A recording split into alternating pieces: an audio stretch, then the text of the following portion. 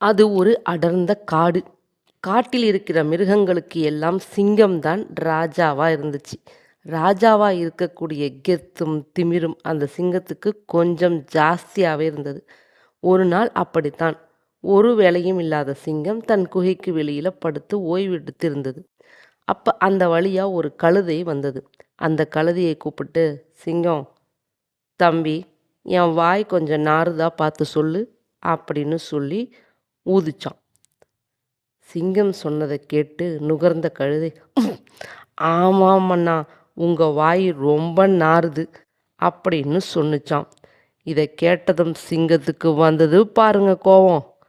எவ்வளவு தைரியம் இருந்தா ஒரு ராஜா கிட்ட வந்து வாய் நாறுதுன்னு சொல்லுவ அப்படின்னு சொல்லி ஒரே அடி. கழுதை காலி. கொஞ்ச நேரம் கழித்து அந்த வழியா ஒரு ஓநாய் வந்ததாம். இந்த சிங்கம் ஓநாய் பக்கத்துல கூப்பிட்டு, "என் வாய் நாறுதா?" அப்படின்னு கேட்டுச்சான்.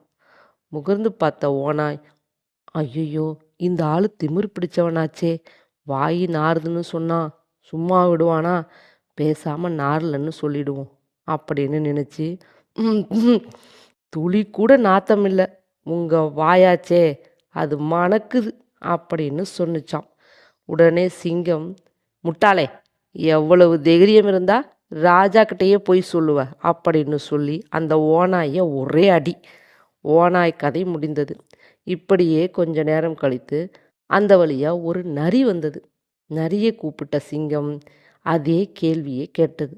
நரியோ, "ம்ஹும், மன்னா, 4 நாளா எனக்கு சலதோஷம். எனக்கு எந்த வாசனையும் தெரியல" அப்படின்னு சொன்னுச்சாம். சரி பொழைச்சி போன்னு நரியை ஒன்றும் பண்ணாம விட்டுடுச்சாம். "ஐயா, இப்போ என்னதாம்மா சொல்ல வர? எங்களுக்கு இருக்கிற வேலை இல்லை. பிரச்சனையில் இருந்த சிங்கம் வாய் நாறுதா நாரலையா இது முக்கியமா?"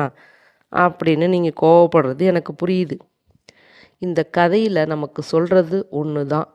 வாயைத் திறந்தா ஆபத்து வருங்கிற இடத்துல புத்திசாலிங்க எந்த கருத்தும் சொல்ல மாட்டாங்க.